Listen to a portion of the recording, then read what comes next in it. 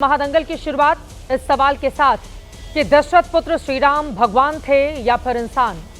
मैथिली शरण गुप्त ने साकेत महाकाव्य में लिखा कि राम तुम मानव हो, ईश्वर नहीं हो क्या। यही सवाल आज देश के सियासतदानों ने समाज के सामने आज फिर से खड़ा कर दिया है। शुरुआत की है उत्तर प्रदेश के चंदौली से समाजवादी पार्टी के सांसद वीरेंद्र सिंह ने। उन्होंने भगवान राम का जातिगत बंटवारा करते हुए कहा कि भगवान राम ने वनवास में राजाओं की मदद नहीं ली थी। भगवान राम राजा राम रहते तो राजाओं की मदद लेते। वनवास के दौरान उन्होंने वनवासियों से मदद ली थी क्योंकि भगवान राम दरअसल विचारों से समाजवादी थे। उन्होंने शबरी के बेर खाए, निषाद समाज से समर्थन लिया, उन्हें मित्र बनाया। जो ऐसे लोगों को सम्मान देता है वो समाजवादी ही तो है।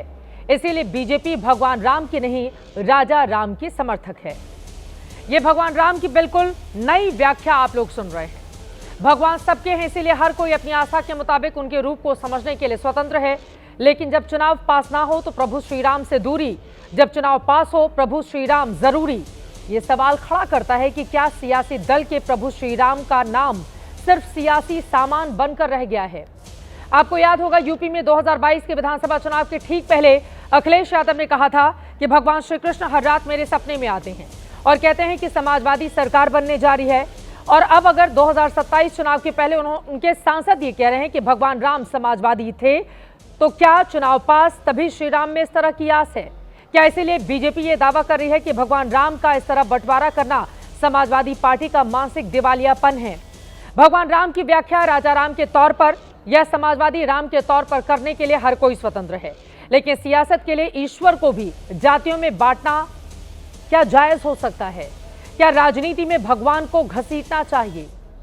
वीरेंद्र सिंह के इस बयान से दरअसल समाजवादी पार्टी एक मास्टर स्ट्रोक क्या खेल रही है और भगवान राम का नाम लेकर धर्म की राजनीति का संदेश दे रही है, तो कोल भील निषाद का नाम लेकर जाति की पीढ़ी सामाजिक तौर पर मजबूती का भी संदेश दिया गया है। धर्म और जाति दोनों पक्षों पर अखिलेश यादव ने इन दिनों अपनी दखल बढ़ा दी है। कल जब पीएम मोदी सोमनाथ में थे, उसी वक्त समाजवादी पार्टी के अध्यक्ष ने इटावा में बन रहे केदारेश्वर महादेव मंदिर का वीडियो सोशल मीडिया पर पोस्ट किया। अखिलेश ने कहा कि जब कोई अदृश्य करवाता है तभी ऐसा बड़ा काम आकार ले पाता है, दृश्यमान हो जाता है। लेकिन अब सवाल यह है कि भगवान को जाति की सियासत में खोजना राम भक्तों की आस्था पर हमला नहीं है। अगर भगवान राम वनवास के दौरान माता शबरी और निषाद राज के साथ रहे तो महर्षि भारद्वाज, महर्षि शरभंग सहित कई ऋषियों के आश्रम में भी रहे, उनसे शिक्षा दीक्षा ली, मदद ली। तो क्या इस आधार पर भगवान राम को ब्राह्मणवादी भी कुछ लोग ठहरा देंगे? यह मुद्दा सिर्फ सियासी पार्टियों का नहीं, मुद्दा हर उस हिंदुस्तानी का है जिसे प्रभु श्री राम में आस्था है। इसीलिए महादंगल में आज ये सवाल पूछना जरूरी है, क्या सत्ता के लिए भगवान राम का जाति में बंटवारा किया जा रहा है? जब चुनाव आता है पास तभी प्रभु में क्यों जग जाती है आस? और सवाल बीजेपी से भी, क्या भगवान श्री राम पर सिर्फ भारतीय जनता पार्टी का कॉपीराइट है? कई ऐसे सवाल हैं जिसको लेकर महादंगल में बड़ी चर्चा करेंगे, लेकिन उसके पहले इसको लेकर जुबानी जंग कैसे चल पड़ी है वो सुनिए।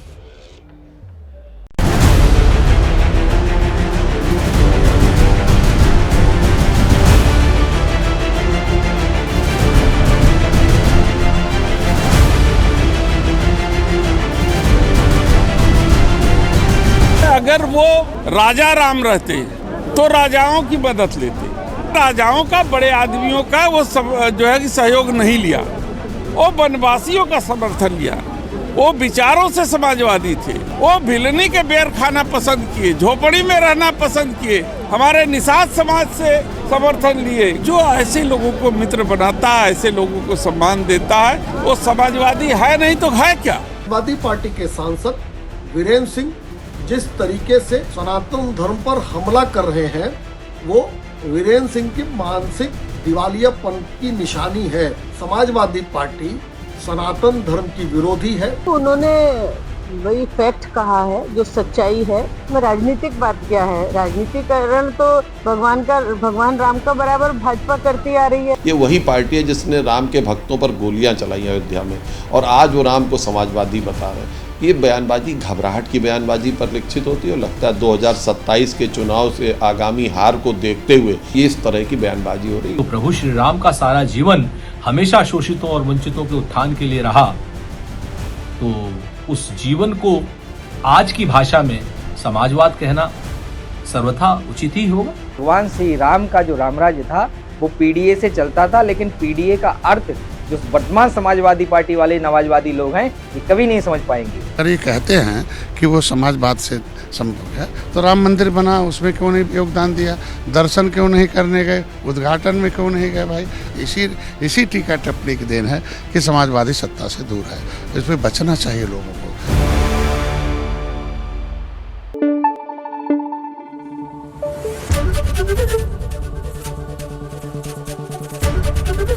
एबीपी न्यूज आपको रखे आगे।